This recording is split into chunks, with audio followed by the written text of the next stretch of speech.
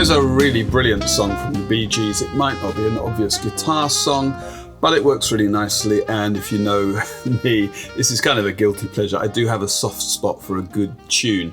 Capo on the 3rd fret, because this is originally in the key of E flat, not great for the guitar, but with a capo here, we can play as if we're in C, and actually we are still in the key of E flat. There are just 2 sections. Okay, there's a 4-bar intro and a tiny little bridge in between the final choruses, but essentially there's a verse with I think 14 bars, a meandering melody, and then a chorus, and they just alternate verse, chorus, verse, chorus, verse, chorus, and so on. So let's just get on and look at the opening chords straight away, then we'll look at some picking, and then we'll put everything together. The first 4 chords of the song start to spell out the kind of vocabulary we're going to have for this song. We start with a C, simple enough, for a bar, 4 beats to the bar, so 1, 2, 3, that's the kind of speed we're at. Bom, bom, bom, bom. Then we take a finger off to play C major 7. Then I've got F major 7, and if you're not used to this chord, it's like an A minor with an F in the bass. I've got my first finger wrapped around here onto the 1st fret of the bottom string. There it is, that's my F major 7. You could also play the top 4 strings of the guitar like this. And then we've got F over G. Now if you were going to play your F major 7 this way, just using the top 4 strings, you can keep your first 2 fingers there and then put those down for the F over G. On this chord and a few others, you'll see some X's over the chord diagrams, which of course you know means don't play this string. If you're strumming, you'll want to make sure just to mute the undesirable strings, if you like, but for this chord, it actually doesn't matter if you catch the 5th string. Likewise, if you're playing this F major 7, you can play the open 5th and open top strings. They are part of the chord. Anyway, first 4 bars, they just repeat. And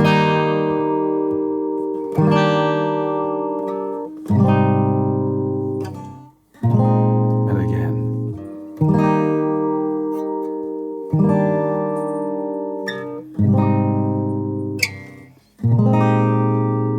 And then we're into the verse.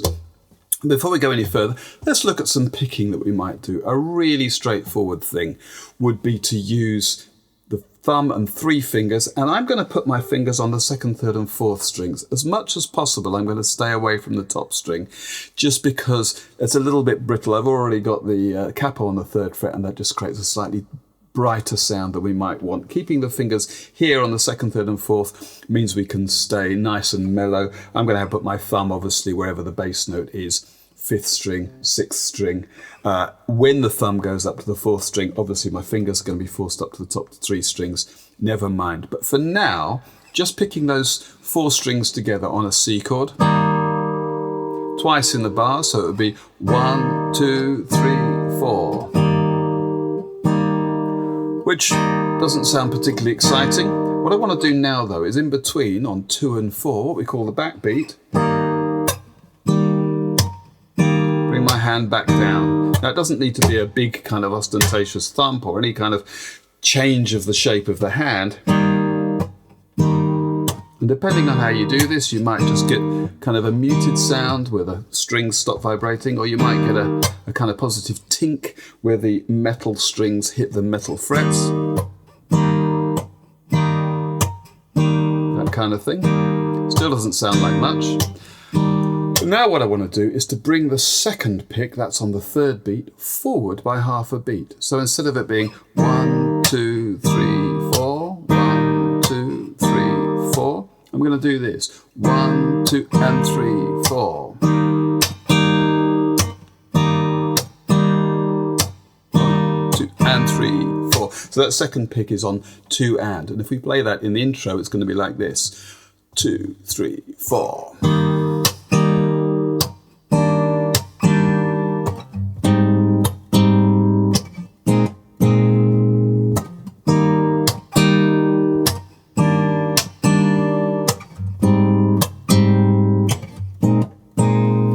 The F over G there I'm going to play a little like Along a Winding Road, for instance, that kind of 4/5 soft rock sound, and that rhythm just creates a little bit of a break.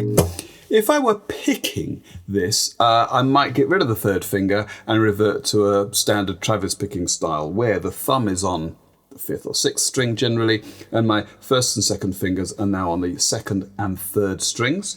My thumb is going to move from wherever the bass note is up to the fourth string, and it works like this. The thumb, now for a C chord, is on the fifth string, then the second finger is going to pick the second string. That's my outside pair.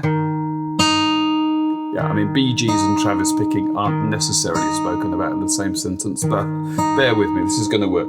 Fifth string, second string, and then I'm going to come into the fourth string with my thumb and play the third string with my first finger. Okay. If that sounds a little folky, we just need to play this with a bit of flow and above all create some unexpected accents that are going to give us some syncopation. So for instance, if I play that, if I accent the fourth eighth with the first finger's picking the third string,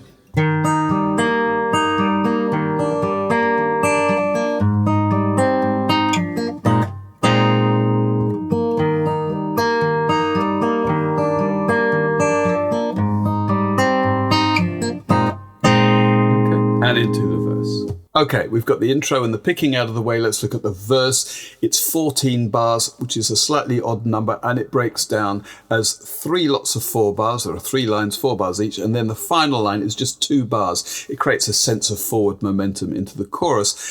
The first 4 bars are like this, half a bar each of C, E minor, D minor 7, A7, playing A7 this way. You could play A7 like this, barring across the top 4 strings on the second fret and then bringing a finger onto the third fret of the top string. Then it's a D minor, and then oddly, and this is genius, E7, if you know anything about the way chords work, this is quite kind of odd, before we get our F over G to take us into the second line. So it's, I know your eyes in the morning sun, I feel you touch me in the pouring rain. Okay, when we go for a playthrough, I'm not going to sing this. This is really tricky to sing. In fact, I'll play the melody with the saxophone and we'll all be happier for that. The next line. And the moment, so it's C and E minor again, moment that you wander, A minor, far from me for a bar, I wanna, D minor 7 and back to F over G, feel you in my arms again. The third bar, a third line rather, we get back to F major 7, and you come to me, E minor again, on a summer's breeze, keep me warm in your love. Now, B flat, major 7, you could play just a straight major 7. I think it's kind of nice to have the 9 in there, that's the C, first fret on the second string. Softly leave, so that's come to me on a summer breeze, keep me warm in your love, then you softly leave. And the final 2 bars, and it's me you need to show. How deep is and then we get into the chorus. So let's just have the whole of the verse. Here we go. I know your eyes in the morning sun, I feel you touch me in the pouring rain, and the moment that you wander far from me, I wanna feel you in my arms again. And you come to me on a summer breeze, keep me warm in your love, and you softly leave. And it's me you need to show.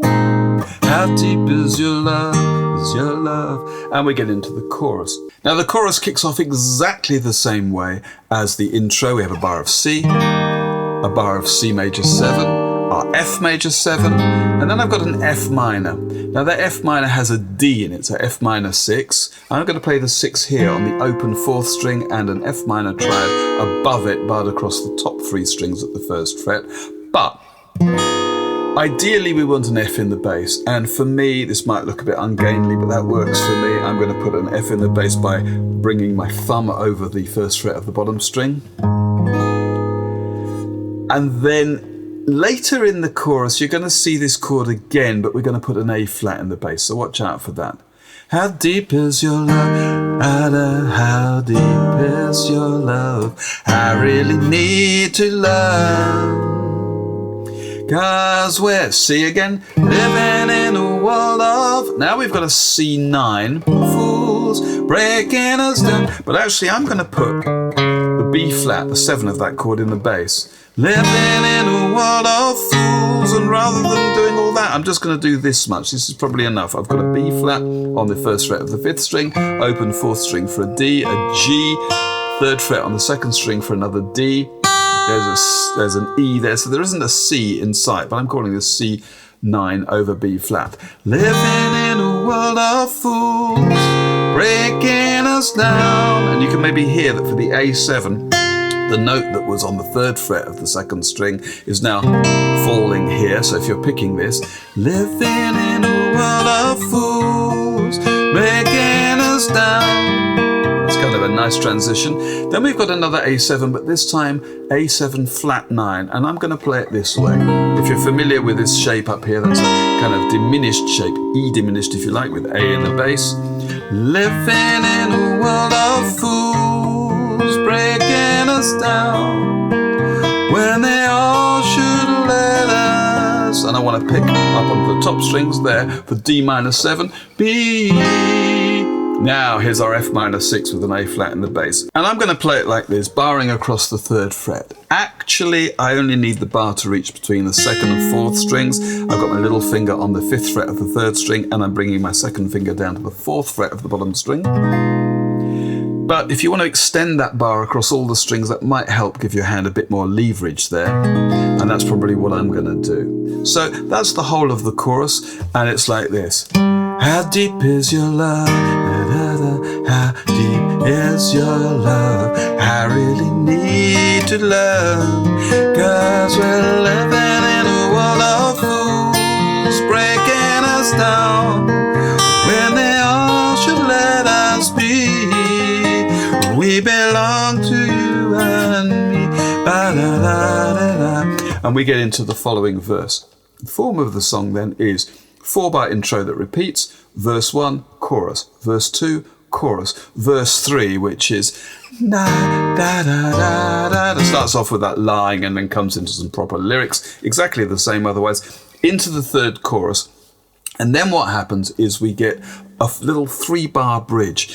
When they all should let us be, we belong to you and... Now this little bridge is half a bar each of C and E minor, and then 2 bars of F over G. We belong to you and... Ba-da-da-da-da-dum. 1, 2, ba-da-da-da-da-da. And we just repeat the chorus to fade. If you haven't faded by the time you finish the following chorus, then we go into the bridge again. How deep is your love? And that's everything there is. Right, well that really is everything, so let's go for a playthrough. But before we do, exciting news, if there is such a thing on this channel. As you know, I'll do backing tracks for many of the songs that I cover here, so that when I do a playthrough, I've got something to play too, and then I'll put the backing track at the end of the video, as I will do for this one, so you can play along at your leisure. I've started to repurpose these backing tracks for other instruments, so today I've been recording clarinet and a bit of alto saxophone. So I'm putting up versions for E-flat instruments, that's alto sax, baritone sax, and B-flat instruments, tenor sax, soprano sax, trumpet, clarinet, that kind of thing. And I'll do a version for instruments in C, piano, flutes, guitars, and mandolins, and whatever. So if you know somebody, or if you yourself, in fact, would like to play fairly straightforward melodies in the original key, specifically notated for your instrument with my backing tracks, then do please point them in the direction of my channel. Thanks a lot for watching, as always. All right, let's do it. 1, 2, 3, 4.